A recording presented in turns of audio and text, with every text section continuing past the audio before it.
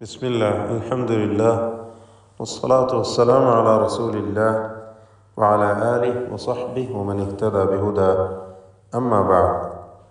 സൂറത്തുൽ ഹശ്റിലെ 8-9 ആയത്തുകൾ പാരായണം ചെയ്യുമ്പോൾ ശ്രദ്ധിക്കേണ്ടതായ തജ്വീദ് നിയമങ്ങൾ സൂചിപ്പിക്കാം.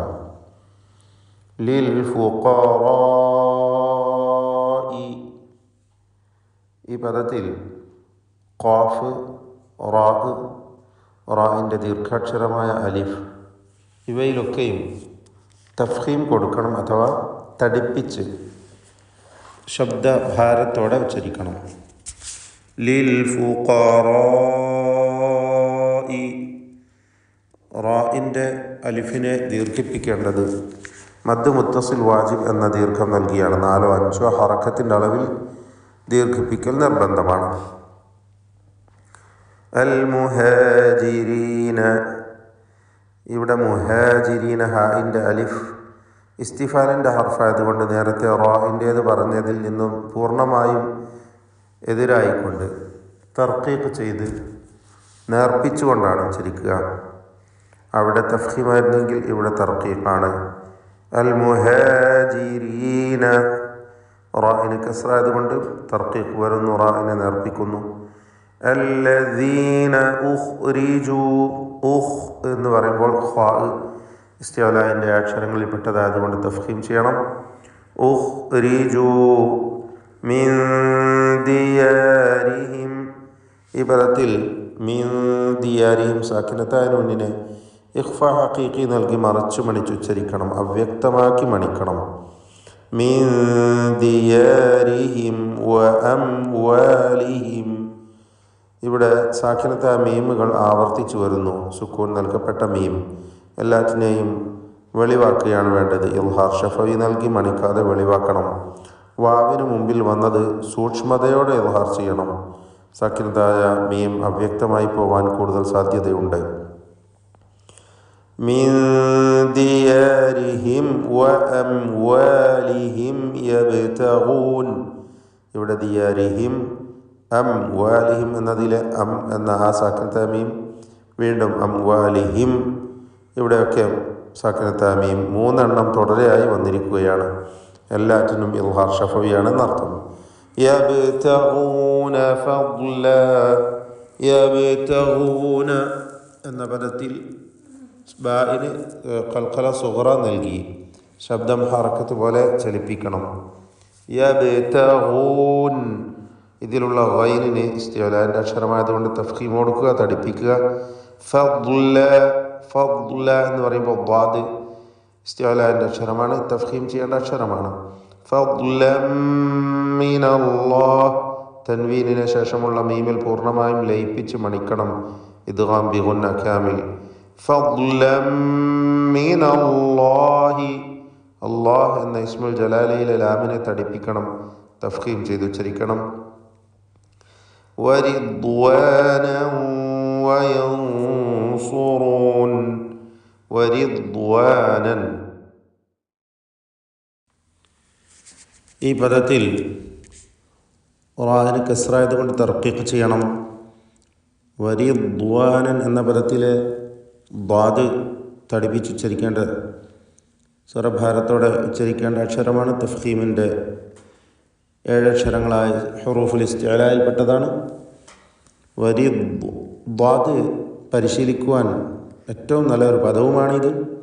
നാവിൻ്റെ സൈഡ് നീളത്തിലാണ് അതിൻ്റെ മഖ്റജ്, മേലെ അണപ്പല്ലുമായി ചേർത്ത് വെച്ചുകൊണ്ട് ഇടതുഭാഗം മേലെ അണപ്പല്ലിനോട് ചേർത്ത് വെച്ച് വരിദ്വാന എന്ന് ആവർത്തിച്ച് പറഞ്ഞ് അതിൻ്റെ ഉച്ചാരണം ശരിയാക്കി എടുക്കുക. വരിദ്വാന, ഇവിടെ തൻവീനിനെ വാവിലേക്ക് ലയിപ്പിച്ച് മണിക്കണം, ഇദ്ഗാം ബിഗുന്ന. വയൻസുറൂന, സക്നത്തായ നൂനിനെ ശേഷമുള്ള സ്വാദ് വന്നതുകൊണ്ട് ഇഖ്ഫാ ഹഖീഖി നൽകി മറച്ചു മണിച്ച് തഫ്ഖീമോടുകൂടി ഉച്ചരിക്കണം. സ്വാദ് ഇസ്തിഅലാഇൻ്റെ തഫ്ഖീം ചെയ്യേണ്ട അക്ഷരമാണ്, സ്വരഭാരത്തോടെ തടിപ്പിക്കേണ്ട അക്ഷരമായതുകൊണ്ട് മണിക്കലിലും ആ തടിപ്പിക്കൽ തഫ്ഖീം ഉണ്ടാവണം. വയം എന്നിങ്ങനെ തടിപ്പിച്ച് തഫ്ഖീമോടുകൂടി വയൻസുറൂന എന്ന് പറയുക. സ്വാദും ശേഷം റാഉം തഫ്ഖീം ചെയ്യേണ്ട അക്ഷരം തന്നെ. വയൻസുറൂന റാഇന് ദമ്മ ആയതുകൊണ്ടാണ് തഫ്ഖീം ചെയ്യുന്നത്. അല്ലാഹ എന്ന ഇസ്മുൽ ജലാലയിലെ ലാമിനെ തടിപ്പിക്കണം. അപ്പോൾ വയൻസുറൂനല്ലാഹ അതിനിടയ്ക്ക് ന എന്ന നൂന് വരുന്നു. അതിന് തർക്കീഖാണ്, ഇസ്തിഫാലിൻ്റെ ഹർഫായതുകൊണ്ട് നേർപ്പിക്കണം. അപ്പോൾ വയൻസുറൂനല്ലാഹ അല്ലാഹ് എന്ന ഇസ്മുൽ ജലാല. വറസൂല റാ ഇതിലും വരും തഫ്ഖീം ചെയ്യുക, തടിപ്പിക്കുക. ഉലൈക ഹുമുസ് സ്വാദിഖൂൻ. ഉലൈക എന്നതിലെ ദീർഘം മദ് മുത്തസിൽ വാജിബ് എന്നതാണ്. 4-5 ഹറക്കത്തിൻ്റെ അളവിൽ ഈ പദത്തിലെ അലിഫിനെ ദീർഘിപ്പിക്കൽ നിർബന്ധമാണ്. ഹുമുസ് സ്വാദിഖൂൻ അസ്വാ എന്നതിലെ സ്വാദ് ഇസ്തിഅലാൻ്റെ 7 അക്ഷരങ്ങളിൽ പെട്ടതാണ്. പെരുപ്പിച്ച് സ്വരഭാരത്തോടെ തടിപ്പിച്ച് ഉച്ചരിക്കണം. തഫ്ഖീമാണ്. അതിൻ്റെ ദീർഘാക്ഷരമായ അലിഫിലും ആ തഫ്ഖീമിനെ നിലനിർത്തണം. അസ്വാദിഖൂൻ ഖൂൻ എന്ന് പറയുമ്പോൾ ഖാഫിനും നിസ്ബിയായ ആപേക്ഷികമായ തഫ്ഖീം കൊടുക്കുക, തടിപ്പിക്കുക. ഇവയൊക്കെ ഇസ്തിഅലാൻ്റെ അക്ഷരങ്ങളിൽപ്പെട്ടതാണ്. ഖാഫ് അതിൻ്റെ മഖ്റജിൽ നിന്ന് വ്യക്തമാക്കി ഉച്ചരിക്കണം. നാവിൻ്റെ അങ്ങേയറ്റമാണ് അതിൻ്റെ മഖ്റജ്. അത് ഖാഫ് പോലെ ആയി പോവാതെ സൂക്ഷിക്കുക. അതേപോലെ സ്വാദ് സീന് പോലെയൊന്നും ആയി പോവരുത്. അസ്വാദിഖൂൻ. ശേഷം വല്ലദീന തബവ്വഉ വാവുകൾ 2 ചുണ്ടുകളിൽ നിന്ന് തന്നെ ഉച്ചരിക്കണം. ചുണ്ടുകൾ വൃത്താകൃതിയിലായിരിക്കും വാവ് ഉച്ചരിക്കുമ്പോൾ. വല്ലദീന തബവ്വഉദ്ദാറ. പലരും തെറ്റായി വാവ് ഉച്ചരിക്കാറുള്ളത് താഴെ ചുണ്ടിൻ്റെ മധ്യവും മേലെ പല്ലും ചേർത്തുകൊണ്ടാണ്. അത് ശരിയല്ല. തബവ്വഉദ്ദാറ അദ്ദാറ റാഇന് തഫ്ഖീമാണ്, മറ്റക്ഷരങ്ങൾക്ക് തഫ്ഖീമില്ല. ദ എന്ന ചരിച്ചുകൊണ്ട് അല്ലെങ്കിൽ തർക്കീഖോട് കൂടിയുള്ള ഉച്ചാരണമാണ് വേണ്ടത്. റാഇനാണ് തഫ്ഖീമുള്ളത്. അപ്പോൾ അദ്ദാറ റ എന്ന് തടിപ്പിച്ച ശബ്ദം.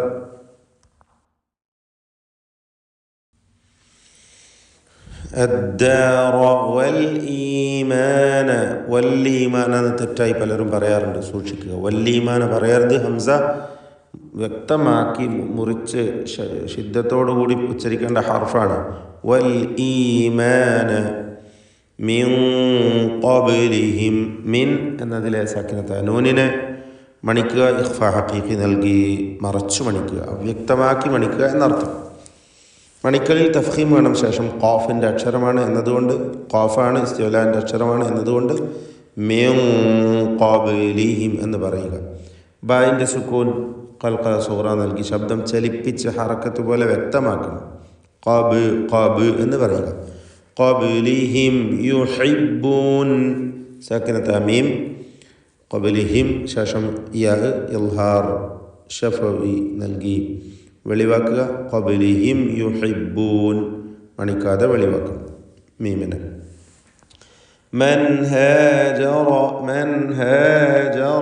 ഹാ എന്നതിൽ ഇസ്തിഫാലിൻ്റെ ഹർഫായ ഹായിലാണ് ദീർഘിപ്പിക്കുന്നത്. അലിഫിനും തർക്കീഖാണ്, സൂക്ഷിക്കുക. ഇസ്തിഫാലിൻ്റെ ഹർഫിനെ നേർപ്പിച്ചാണല്ലോ ഉച്ചരിക്കേണ്ടത്. ഹാജറന് തടിപ്പിച്ച് തഫ്ഖീം ചെയ്ത് ഉച്ചരിക്കുക. ഇലൈഹിം വലാ യജിദൂൻ. ഇലൈഹിം എന്നതിൽ സാക്കിനത മീം ശേഷം വാവ്. ഇൽഹാർ ഷഫവി സൂക്ഷ്മതയോടെ വേണം, കാരണം ശേഷം വാവായതുകൊണ്ട് മീം അവ്യക്തമായി പോകാൻ കൂടുതൽ സാധ്യതയാണ്. വാവും ചുണ്ടിൽ നിന്ന് ഉച്ചരിക്കുന്ന അക്ഷരമാണ്. അപ്പോൾ ഇലൈഹിം വലാ യജിദൂന ഫീ സുദൂരിഹിം. സുദൂരിഹിം എന്ന പദം ശ്രദ്ധിക്കുക. സ്വാദിന് മാത്രമാണ് തഫ്ഖീം കൊടുക്കേണ്ടത്. ശേഷം ദാല് തർക്കീഖിൻ്റെ അക്ഷരമാണ്. ഇവിടെ ദു എന്നത് ദൂന്ന് ത്വാദ് പോലെ ആയി പോകുന്നത് വളരെ സാധ്യതയുള്ളൊരു കാര്യമാണ്, സൂക്ഷിക്കേണ്ടതാണ്, തെറ്റാണ്. സുദൂരിഹിം ഹാജ സാക്കിനത മീമും ശേഷം ഹാവും ഇൽഹാർ ഷഫവി മണിക്കാതെ വെളിവാക്കണം മീമിനെ. സുദൂരിഹിം ഹാജ ഹാജതം മിമ്മ തൻവീനും ശേഷം മീമും അതിൽ പൂർണ്ണമായും തൻവീനിനെ മീമിൽ ലയിപ്പിച്ച് മണിക്കുക. ഇദ്ഗാം ബിഗുന്ന കാമിൽ. ശേഷം വീണ്ടും ഷദ്ദുള്ള മീം വരുന്നു. 2 ഷദ്ദുള്ള മീമുകൾ തുടർച്ചയായി ഉച്ചരിക്കുകയാണെന്നർത്ഥം. മണിച്ചുകൊണ്ട് ഉച്ചരിക്കണം. ഹാജതം മിമ്മാ ഊതു. ഇവിടെ മിമ്മാ എന്നതിലെ ദീർഘം മദ് മുൻഫസിൽ ജായിസ് എന്നതാണ്. 4-5 ഹറക്കത്തിൻ്റെ അളവിൽ അലിഫിനെ ദീർഘിപ്പിക്കുക. ഊതു വയുസിറൂൻ. വ്യക്തമാക്കി എല്ലാ ഹർഫുകളും ഉച്ചരിക്കുക. കൃത്യമായി മഖ്റജിൽ നിന്ന് വ്യക്തമായി ഉച്ചരിക്കുന്നു എന്നത് ഉറപ്പുവരുത്തുക, സൂക്ഷിക്കുക. വയുസിറൂന. ഇവിടെ വയുസിറൂന എന്ന് തെറ്റായി പറയും, സൂക്ഷിക്കുക. യുസിറൂന എന്ന ഹംസ വ്യക്തമാക്കി ശിദ്ദത്തോടെ ക്ലിയറാക്കി ഉച്ചരിക്കണം. വയുസിറൂന. നാവിൻ്റെ അറ്റത്തിൻ്റെ മുകൾ ഭാഗവും മേലെ മുൻപല്ലിൻ്റെ അറ്റവുമാണ് സഇൻ്റെ മഖ്റജ്. സി എന്ന് വ്യക്തമാക്കി ഉച്ചരിക്കണം. മഹ്മൂസായ അക്ഷരവുമാണ്. സീന് പോലെ ആയിപ്പോരുത്. യുസിറൂന എന്നൊന്നും പറയരുത്, അർത്ഥം മാറിപ്പോകും. വയുസിറൂന. റോയിന് തടിപ്പിച്ചുള്ള ശബ്ദം കൊടുക്കുക. വയുസിറൂന അലാ അൻഫുസിഹിം. അല എന്നതിലെ അലിഫിന് മദ് മുൻഫസിൽ ജായിസ് നൽകി 4-5 ഹറക്കത്തിൻ്റെ അളവിലുള്ള ദീർഘം നൽകേണ്ടതാണ്. അൻഫുസിഹിം. ഈ പദത്തിൽ സാക്കിനത്ത് അനൂനിനെ ഇഖ്ഫ ഹഖീഖി നൽകി മറച്ച് മണിക്കണം. മണിക്കലിൽ തർക്കീഖാണ് വേണ്ടത്. നേർപ്പിച്ചുകൊണ്ട് അൻഫുസിഹിം എന്ന് പറയുക. പദത്തിൻ്റെ അന്ത്യത്തിൽ സാക്കിനത്ത് അമീമും ശേഷം വാവും വരുന്നു. ഇൽഹാർ ഷഫവി. മണിക്കാതെ വെളിവാക്കണം. വാവ് വ്യക്തമാവാൻ സാധ്യതയുണ്ട്. മീം ഷഫവി അക്ഷരമാണ്, വാവും അപ്രകാരം തന്നെ എന്നതുകൊണ്ട് അൻഫുസിഹിം വലൗ കാന ബിഹിം ഖസാസ. സ്വാദിൻ്റെ അലിഫ് ശേഷം സ്വാദ്. ഇവയിലൊക്കെയും തഫ്ഖീമാണ്, ഇസ്തിഅലാഇൻ്റെ ഹർഫുകളാണ്. ഇവ തടിപ്പിച്ച് ഇവയെ ഉച്ചരിക്കുക സ്വരഭാരത്തോടെ. ഖസാസ. വമൻ യൂഖ. സാക്കിനത്ത് അനൂനും ശേഷം യാവും ഇദ്ഗാം ബിഗുന്ന നാഖിസ് നൽകിയ ഇലേക്ക് ലയിപ്പിച്ച് മണിക്കുക. വമൻ യൂഖ. ഖാഫിന് തഫ്ഖീം കൊടുക്കുക. സ്വരഭാരത്തോടെ ഖാഫിനെ ഉച്ചരിക്കുക. ഇസ്തിഅലാഇൻ്റെ ഹർഫാണെന്ന് സൂചിപ്പിച്ചു. ഷുഹ നഫ്സിഹി. ഹാ പരിശീലിക്കുവാൻ പറ്റിയൊരു പദവുമാണ്. ഷുഹ. ഹാ തൊണ്ടയുടെ മധ്യത്തിൽ നിന്ന് ഉച്ചരിക്കേണ്ട അക്ഷരമാണ്. വസത്തുൽ ഹൽഖ് ആണ്. ഷുഹ വ്യക്തമായി ഹാ ഉച്ചരിക്കുക. അത് ഹാ പോലെ ആയിപ്പോരുത്, ഷുഹ എന്നൊന്നും ആയിപ്പോരുത്. ഷുഹ.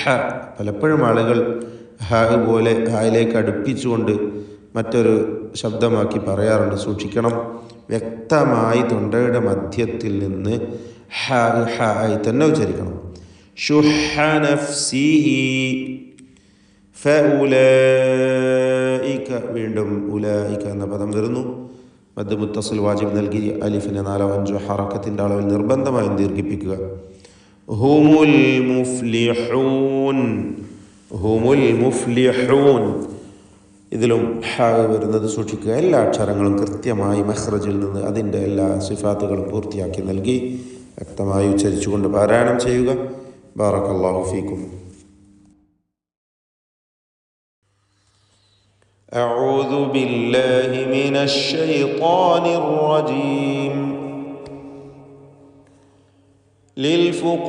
للفقراء المهاجرين الذين أخرجوا من ديارهم وأموالهم يبتغون فضلا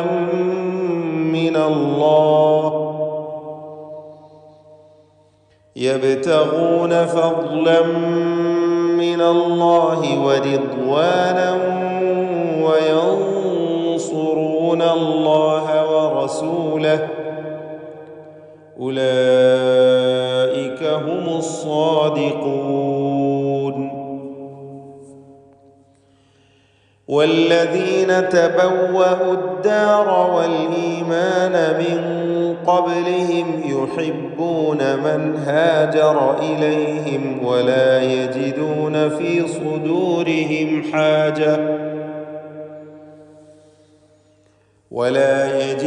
يجدون في صدورهم حاجة مما أوتوا ويؤثرون على